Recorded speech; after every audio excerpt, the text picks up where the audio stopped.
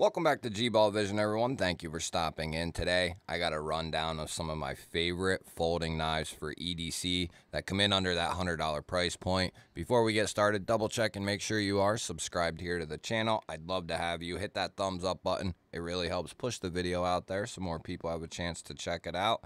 Let me know what you are carrying in your pockets today down there in the comments. Love hearing from you and what you're carrying for the day. So this list is comprised of a bunch of folders that come in under that $100 price point that we haven't talked about in a little while. The first knife that came to mind is the Hypersonic. It's a GTC collaboration with Civivi, and I know this knife is not going to be for everyone. It is a little bit, it's got a different aesthetic, and it has this shorter blade that a lot of people weren't a huge fan of in comparison or relation to the handle, but I never found that to be bothersome. You have this nice deep fuller here that runs most of the way of the blade. It's more of a modified sheep's foot than anything. We're getting 14C 28N steel. We have a flipper tab as well, and I gotta tell you what, the detent is tuned to absolute perfection on this knife. And when I say it's good, I mean really, really good. It's got a nice controlled drop. We are looking at a steel frame lock, G10 insert. We have a milled steel clip, and I believe that is a G10 backspacer right there. Full size, definitely a rugged, overbuilt knife here from Civivi. But just one I wanted to talk about. It's different, it's unique, it's well made, and it's not something you see every day. I really like the Hypersonic. Now, when this knife first came out, I gave this a ton of praise, and ever since then, it has even dropped in price. We're talking about the Kaiser Cobalt 2. I'll do my best to link all of these knives down in the description of the video. That way you can head over and check the knives out if you see fit. They do help out the channel, but it's entirely up to you if you want to use those. The Cobalt 2 here, there are two different variations, but this one here, the black washed 4V version, you have a beautiful sheep's foot blade, cutout, and front flipper for deployment. Nicely tuned detent, great closing action. We're looking at Kaiser's really nice aluminum handles here. We have a geared G10 backspacer, and then their deep carry steel rollover clip, which works well. Great access to that liner, and these can be routinely found under that like $70 price point. I forget what they're coming in at lately, but they were down there very low. You could score these for like 60 bucks on one of their sales, but I don't quite know what they're at right this very moment. But like I said, I will link these down below, and you can head over and check it out. But full size, great action, great material choices. Absolutely love the Cobalt 2 and have ever since it was released. The CJRB here, the AES, I really like this knife. These come in at a great price tag. This is a Mallory design, Dylan Mallory with CJRB. Looking at a drop point blade with the black wash finish, RPM 9, drop point, great blade shape for EDC, nice sharpening choil, dual thumb studs for the deployment. We have micarta handles here, green micarta, nice deep carry clip that's recessed along with the screws, will be reversible, good access to the liner, and I like the shield. Some people were saying, or at least I saw one or two comments of people saying they didn't like the shield with the micarta, and my response to that was, if you're looking for a $50 to $70 knife in micarta that doesn't have a shield, you can throw a stone and hit about 50 of them. So I like the shield. It just gives it a little character, where a lot of knives are just straight micarta, which makes sense. To see one with a little shield or something, I actually rather enjoy that little aesthetic cue just to, you know, change things up a little bit. There are 1,000,000,001 micarta knives in this price point. So Having the shield, I think, is really cool. We are talking about a mid to large size knife, more in that mid size range, I would say, creeping up to a full size. But CJRB, great fit and finish from them. Great price point. These are routinely around $60 or less. Hard to beat. Next up, we're looking at the Real Steel Pathfinder. And this is a deal if I ever found one. This knife comes in like 70 or under. Real Steel has fantastic fit and finish.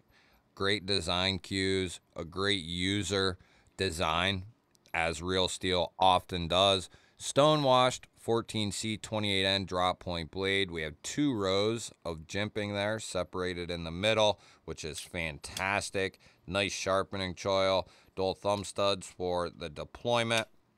Well done. Give you a ton of traction. Easy to grab that crossbar lock, which we're using for our locking mechanism here. We have slightly contoured G10 handles. Nice ultra deep carry clip that will be reversible. Completely ambidextrous knife here. Full size. I wear an XL glove and have tons of room to move around on this handle.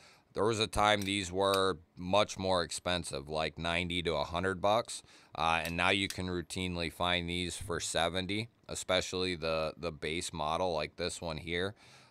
70 bucks, and you pretty much have a knife that'll last you for an extremely long time. This is one of my favorite, more affordable / budget options in the Real Steel lineup. I've had a hate-love relationship with this knife, but it initially started off as I don't like it, but has ultimately ended up being a knife I really like. This is the Remt Rhino, and this is the mid-tier version, I guess, or actually this is the most premium version, I think, of this knife, but there is 1 or 2 models underneath this that come in D2. This one comes in 14C28N. It's got a black washed drop point blade. Sorry about the muck and goo. We do have a little cutout there, dual thumb studs, and a front flipper. Nice snappy detent. This is a button actuated liner lock. So we're not talking about a standard plunge lock here. This is a liner button lock here. So kind of that compression style button lock, if you will. My Carta handles here. It's really well done.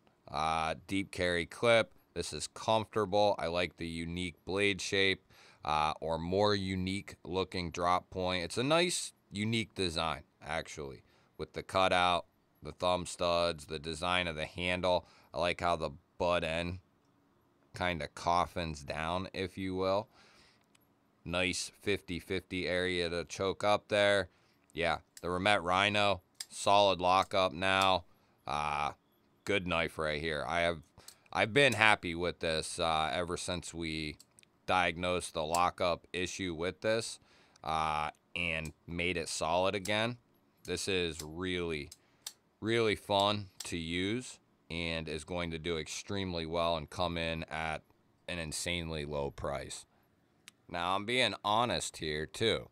This knife doesn't get enough love, and I'm talking about the CJRB Pyite, the original Pyite.